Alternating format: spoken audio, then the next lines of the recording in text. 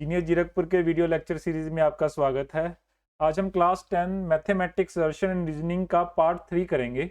इसमें चैप्टर 7, 8 और 9 करेंगे। हम सबके 10-10 क्वेश्चन देखेंगे। चलिए चैप्टर 7 से शुरू करते हैं। चैप्टर 7 में मेन दो ही फॉर्मूलाज हैं, एक डिस्टेंस फार्मूला है और एक सेक्शन फार्मूला है। दोनों फॉर्मूले हमने आपके सामने लिख दिए हैं, आप इनको याद कर लीजिएगा तो आपको आसानी हो जाएगी। चलिए क्वेश्चन 1 पे चलते हैं। असर्शन क्या कहता है, point 1742 -1 and -44 are the vertices of square. एक स्क्वायर के वर्टिसेस है, हमें वो प्रूव करना है। Then if all the four sides of a quadrilateral are equal and their diagonals are also equal then quadrilateral is a square.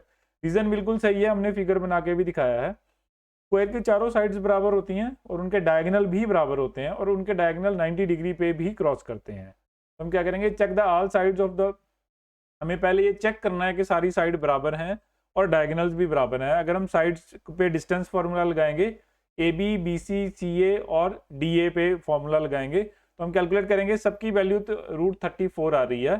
तो इससे ये करेक्ट है, सारी साइड्स बराबर हैं। लेकिन सिर्फ साइड्स बराबर होने से काम नहीं चलेगा, डायगोनल भी बराबर होने चाहिए। अगर साइड्स बराबर है और डायगोनल बराबर नहीं है तो वो रंबस हो जाएगा। तो इसलिए हम ए सी और ए डी भी निकालेंगे जो 68 आ रहा है। तो ये दोनों सही हैं और रीजन भी सही है। Then answer is going to be A.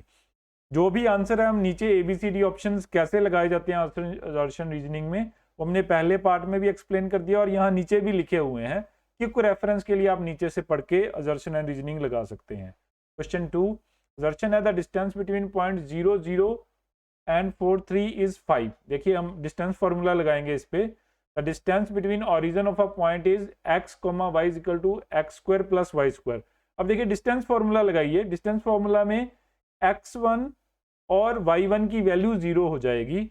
It means formula reduce हो जाएगा x² + y² में, मतलब रीजन बिल्कुल सही है। अब हम असर्शन की ओर चलते हैं। तो 3 + 4 का होल स्क्वायर करना है, 3² + 4² का होल स्क्वायर करना है और उसका अंडर रूट कर देना है। तो answer is going to be 5। तो असर्शन भी ट्री है, रीजन भी ट्री है, ट्रू है और आंसर आपका ए आ जाएगा। मोस्टली हम ए आंसर ले रहे हैं, ए आंसर वाले क्वेश्चंस ले रहे हैं या फ्रेम करके ए आंसर बना रहे हैं ताकि आपको समझ लगे कि कैसे उसका रीजन होता है, या फिर ज्यादा हम बी लेते हैं कि कैसे उसका रीजन नहीं होता है। दोनों स्टेटमेंट्स को कैसे हैंडल किया जाता है। चलिए क्वेश्चन 3 पे चलते हैं। The point of x axis in equal distance from 2, -5 and -2, 9 is 8, 0। तो वो कह रहा है कि इन दोनों पॉइंट से ये पॉइंट इक्वल डिस्टेंस में है। तो हमने क्या करना है, डिस्टेंस फॉर्मूला लगा के दोनों डिस्टेंस निकाल लेने हैं। That's it.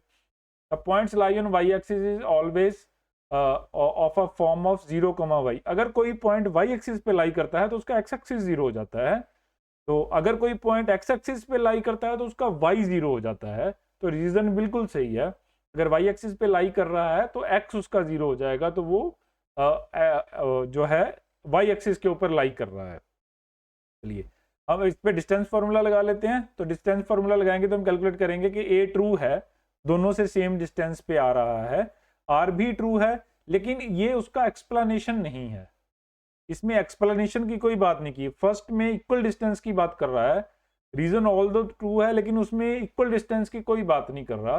तो answer is going to be B. ये ए आंसर नहीं आएगा क्योंकि रीजनिंग नहीं आ रही है। क्वेश्चन 4, असर्शन क्या है, point 1, 5, 2, 3, -2, -11 are collinear. Collinear point करने के 2-3 मेथड हैं। फर्स्ट मेथड में हम क्या करते हैं, तीनों पॉइंट्स का आपस में डिस्टेंस कैलकुलेट कर ले हैं। मान लीजिए ये पॉइंट ए बी सी हैं, तो A B + B C is equal to C A कर देंगे तो वो भी कोलिनियर हो जाएगा क्योंकि लाइन में डिस्टेंस बराबर हो जाएगा। या फिर हम इन तीनों का एरिया निकाल दें। अगर ए बी सी ट्राइंगल का एरिया निकालेंगे तो वो 0 हो जाएगा, वो भी कर सकते हैं। दोनों में से कुछ भी मेथड हम यूज कर सकते हैं। तो 3 points are said to be collinear when they are lie on a same line. अगर एक लाइन में होंगे तो वो कोलिनियर हो जाएंगे। तो पॉइंट्स, इसमें हम जो मेथड यूज कर रहे हैं वो A B + B C is equal to A C के बराबर है। एक लाइन में अगर पॉइंट होंगे तो ए बी + बी सी सी ए के बराबर हो जाएगा। अगर एक लाइन में नहीं होंगे तो A B + B C A C के बराबर नहीं होगा, तो वो कोलिनियर नहीं होंगे। ठीक है। जो एरिया वाला फॉर्मूला है वो आपके सिलेबस में नहीं है। अगर आप चाहें तो एरिया का फॉर्मूला भी याद कर सकते हैं, उससे काफी स्पीड से और काफी आसानी से निकल जाता है। एक ही फॉर्मूले से पूरा आंसर निकल जाता है। चलिए, तो ए बी की वैल्यू √5 है, बी सी की √212 है and A C is 265। The condition not met. तो कंडीशन मीट नहीं कर रही है, दोनों को जोड़ के आंसर नहीं आ रहा है।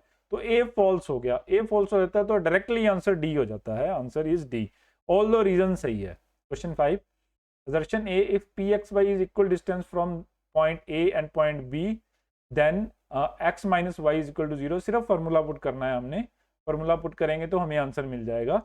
तो if the point P is equal distance from point A and B, then AP and BP is equal to, reason बिल्कुल सही है। तो हम PA is equal to PB में तो दोनों का स्क्वायर कर देंगे, बेसिकली दोनों में रूट होता है तो दोनों का स्क्वायर कर देंगे तो बराबर हो जाएगा। तो हम पॉइंट वैल्यू डाल के उसका स्क्वायर कर देंगे, एक्स स्क्वायर और वाई स्क्वायर दोनों तरफ कट जाएगा, एक्स और वाई रह जाएगा। देखिए एक्स और वाई दोनों, एक्स स्क्वायर वाई स्क्वायर दोनों तरफ कट जाएगा, तो x minus y is equal to 2, जो कि बिल्कुल सही है। असर्शन भी सही है, रीजन भी सही है, और रीजन असर्शन के इक्वल भी है, मतलब उसका रीजन भी बता रहा है, तो answer is going to be A. Question 6, assertion क्या कह रहा है, coordinate of a mid point of P of a joining points A x1 y1 and b x2 y2 is x2 plus x1 by 2 y2 plus y1 by 2। ये assertion है, calculate करके देखेंगे हम। The mid point of a line divide the line segment into ratio 1:1। जब कोई चीज mid point होती है तो दोनों तरफ की चीजें बराबर हो जाती हैं, मिड पॉइंट के इस तरफ की जितनी लाइन है वो दूसरी तरफ के बराबर हो जाएगी। मतलब अगर हम सेक्शन फॉर्मूला लगा रहे हैं, ये देखिए ये सेक्शन फॉर्मूला है, m1 m2 is equal to 1, m1 is equal to m2 is equal to 1। तो अगर मैं 1 वैल्यू डालूं इसमें m और m1 और m2 की, then formula is going to be reduced to x2 plus x1 by 2 y2 plus y1 by 2। वही assertion में कह रहा है, मतलब ये ट्रू है और रीजन भी ट्रू है क्योंकि वो m1 और m2 की वैल्यू डिफाइन कर रहा है। तो answer is going to be A, reason assertion का रीजनिंग है, तो answer is going to be A. Question 7 पे चलते हैं। assertion कह रहा है point -4,6 divide the line segment joining the point A B in ratio 2:9। Section formula लगाना है हमने सिर्फ। Then next is the coordinate of a point xy which divides the line segment joining the points x1 x2 and x2 y2 internally in a ratio of m1 into m2 are। तो ये section formula define कर रहा है जो कि सही है, section formula यही होता है, m1 x2 plus m2 x1 होता है, तो बिल्कुल सही है सेक्शन फार्मूला, रीजन बिल्कुल सही है। ऊपर वाला हम कैलकुलेट कर लेते हैं, वैल्यू पुट करके निकाल देते हैं, तो this is going to be -6। तो ए फॉल्स हो गया, ए की वैल्यू सही नहीं आ रही है, तो अगर ए की वैल्यू सही आ जाती तो हम उसको डाल देते, वैल्यू सही नहीं है, तो answer is going to be D. All the reason सही है और फॉर्मूला भी सही है। और एक बात और ध्यान रखिएगा, जो ये जो डिवीजन होता है ये इंटरनली डिवीजन होता है, ये इंटरनली डिवीजन का फॉर्मूला है, एक्सटर्नल डिवीजन का नहीं है। एक्सटर्नल डिवीजन आपके सिलेबस में है ही नहीं। क्वेश्चन 8, दर्शन क्या है, mid point of a line segment divides line in ratio 1:1, बिल्कुल सही है। The ratio of in which 3,1 divides the line segment -5 4 and -2,3 is 1:2। तो ये रीजन हम चेक कर लेते हैं। असर्शन बिल्कुल सही है, हमने पिछले क्वेश्चन में ही किया, ए ट्रू है। आर्क को हम चेक कर लेते हैं एक बार, वाई या एक्स किसी एक की वैल्यू निकाल के देख लेते हैं। वाई की वैल्यू निकाल रहे हैं तो वैल्यू वाई की मैच नहीं कर रही है, मतलब रीजन गलत हो गया है। रीजन गलत हो गया तो answer is going to be C. Question 9, assertion क्या है, the point 4,0 lies on y axis. क्या हमने किया था कि वाई एक्सिस पे पॉइंट कैसे लाई करता है, जब एक्स की वैल्यू 0 हो जाती है। Second point is a point lies on y axis if x coordinate is 0। Reason बिल्कुल सही है, यही हमने पहले डिफाइन किया था।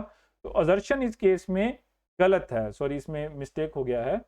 तो एक्स जो है 0 होना चाहिए, तो ए फॉल्स हो जाएगा, आंसर डी हो जाएगा। Question 10, assertion A, the distance between 2 points with coordinates x1 y1 x2 y2 is given by x2 minus x1 whole square y2 minus 1 y1 whole square, बिल्कुल सही है।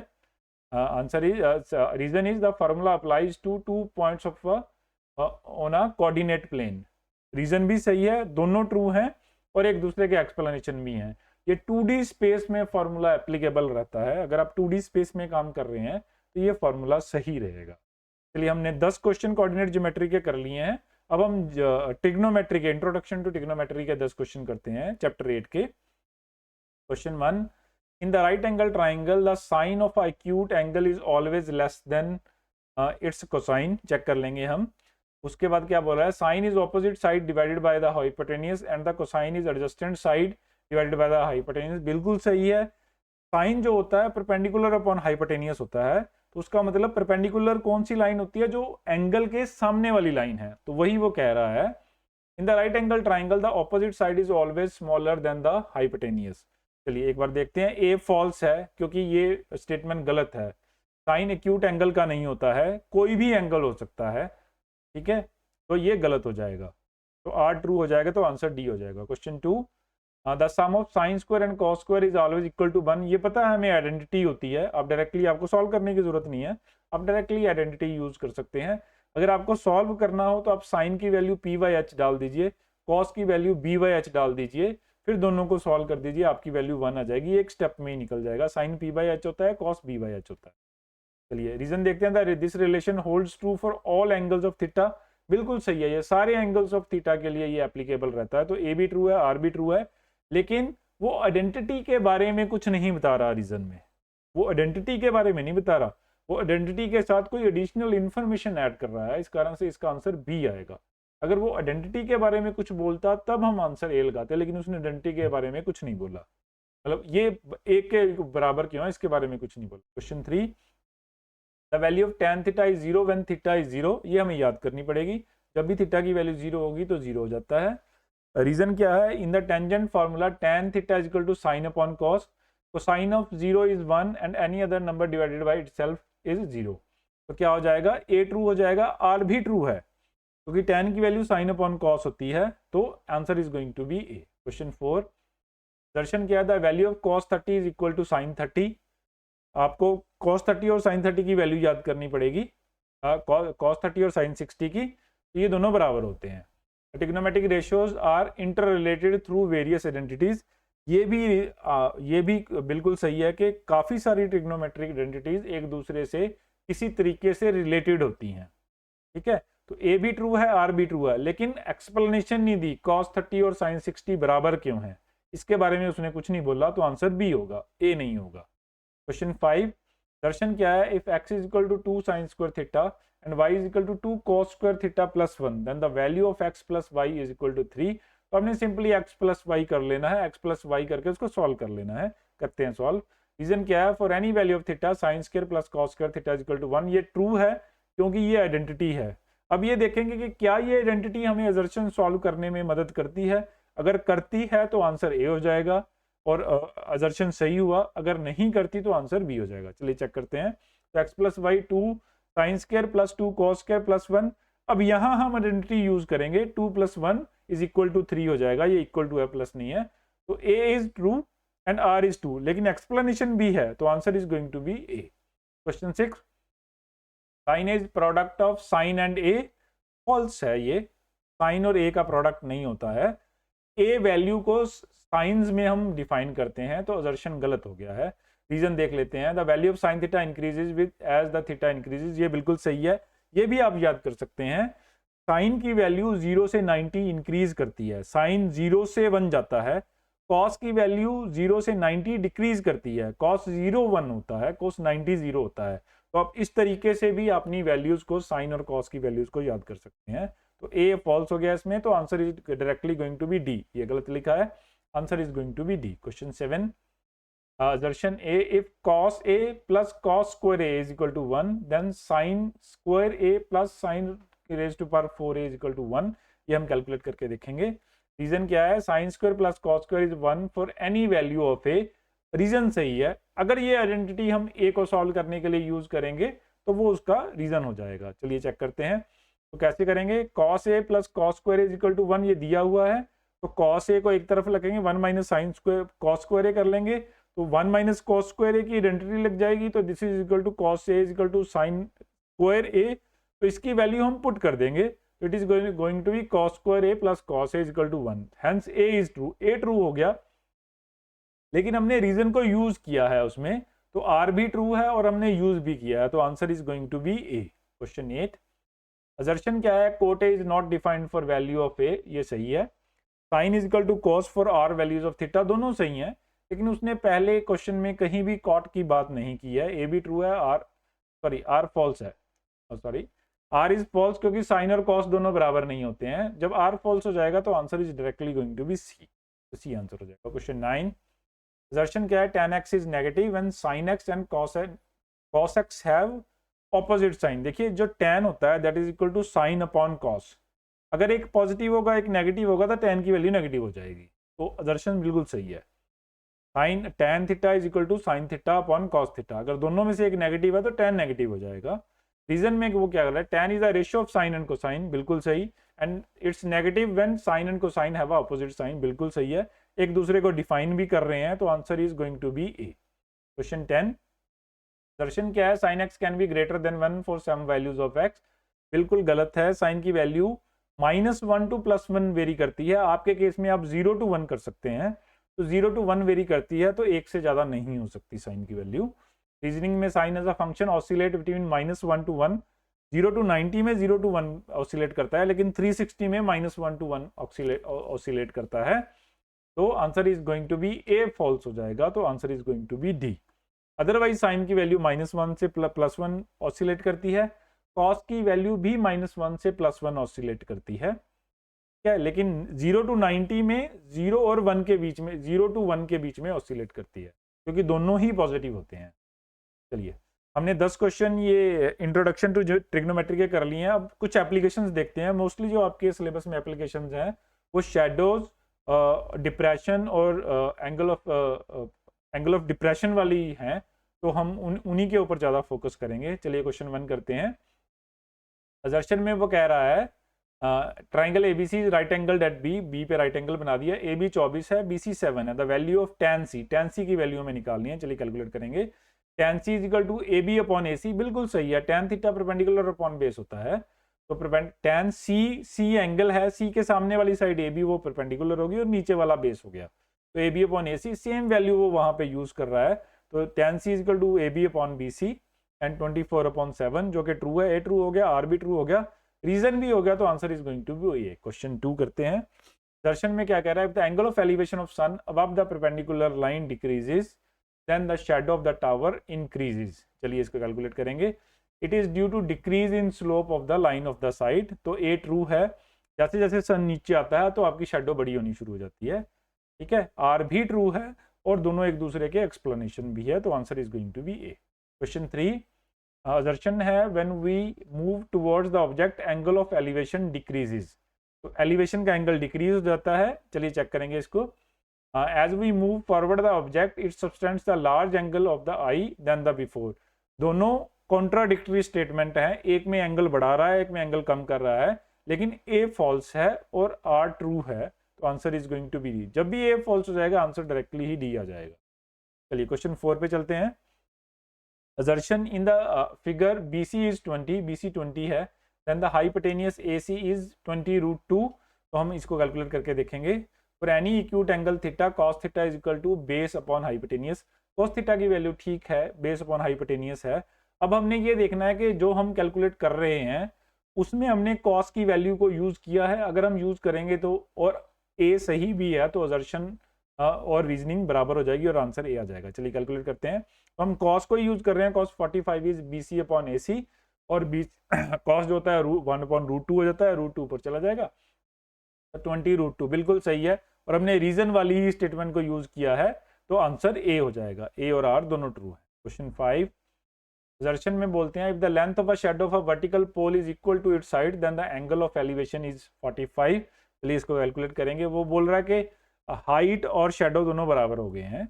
चलिए रीजन में है according to Pythagoras theorem h² is equal to p² plus b², ये भी बिल्कुल सही है, पाइथागोरस इसी बारे में बोलती है, लेकिन वो ट्रिग्नोमेट्रिक इक्वेशंस के बारे में कुछ नहीं बोल रहा। चलिए पहले फर्स्ट स्टेटमेंट को देखते हैं सही है कि नहीं। देखिए tan 45 1 के बराबर होता है, इसका मतलब क्या है कि दोनों ट्रू हैं, r इज ट्रू, क्योंकि हाइट और शेडो बराबर हो जाएगी, r भी ट्रू है, लेकिन एक्सप्लेनेशन नहीं है, क्योंकि उसने ट्रिग्नोमेट्रिक फंक्शन या tan फंक्शन के बारे में, टेंजेंट फंक्शन के बारे में कुछ नहीं बोला। ऑल द स्टेटमेंट सही है, तो आंसर बी हो जाएगा। क्वेश्चन 6, चलिए the angle of elevation of an object viewed is the angle of formed by line of site with the horizontal when it is above the horizontal. देखिए हमने figure दिया, आप उसके हिसाब से देख सकते हैं।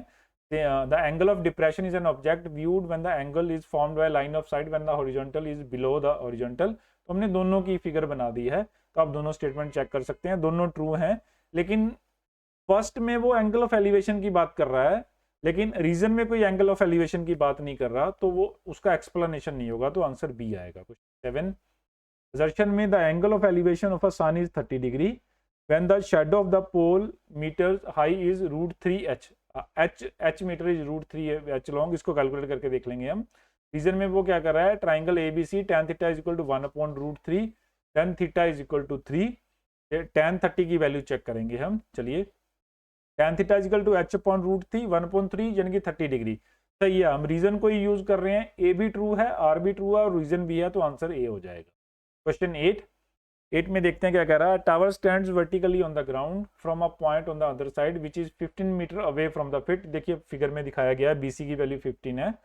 The angle of elevation from the top of the tower is found to be 60 angle of elevation बना दिया हमने। Then the height of the tower is 15√3, हम इसको कैलकुलेट करेंगे। In the triangle ABC tan 60 AB upon BC, बिल्कुल सही है, AB upon BC tan की वैल्यू है परपेंडिकुलर अपॉन बेस। tan 60 √3 के बराबर होता है, बिल्कुल सही है। h अपॉन 15 के बराबर हो जाएगा, ये भी सही है। देन h की वैल्यू भी 15√3 हो जाएगा। जो असर्शन में वो बोल रहा है उसको उसने रीजन में सॉल्व करके दिखा दिया है, तो A और R दोनों ट्रू हो गए और एक्सप्लेनेशन भी हो गया, तो आंसर A आ जाएगा। Question 9, assertion in the figure if BC is 20 then the height of AB is 20 meter. तो क्या कह रहा है, ये फिगर नहीं आई, अब आ गई फिगर। तो इसमें ये बोल रहा है कि इफ BC इज 20, एंगल 45 का है, तो AB भी 20 हो जाएगा, क्योंकि हमें पता है tan 45 जो है वो 1 के बराबर होता है, तो परपेंडिकुलर और बेस दोनों बराबर हो जाएंगे, तो असर्शन सही है। सेम चीज वो रीजनिंग में कर रहा है, तो answer is going to be A is true, R is true, answer is A. Question 10, assertion क्या है, trigonometry is used to calculate the height of a tree by measuring the length of its shadow and angle of elevation of the sun। सारे ही questions में हमने यही किया है कि हम ट्रिग्नोमेट्री लगा के सन का एलिवेशन कैलकुलेट करके हम लेंथ और शेडो को मेजर कर सकते हैं। By applying the trigonometric ratio such as tangent, tan ही यूज करते हैं हम। The height can be determined using the length of the shadow and angle of the elevation, दोनों ही सही हैं, ए आर ट्रू है और एक्सप्लेनेशन भी है, तो आंसर ये हो जाएगा। चलिए, हमने पार्ट 3 में चैप्टर 7, चैप्टर 8 और चैप्टर 9 के 10-10 सजेशन रीजनिंग के क्वेश्चंस किए हैं। अगर आपका कोई भी डाउट है आप हमें कमेंट सेक्शन में लिख सकते हैं, हम उसका जल्दी से जल्दी जवाब देने की कोशिश करेंगे। आपका वीडियो देखने के लिए बहुत बहुत धन्यवाद।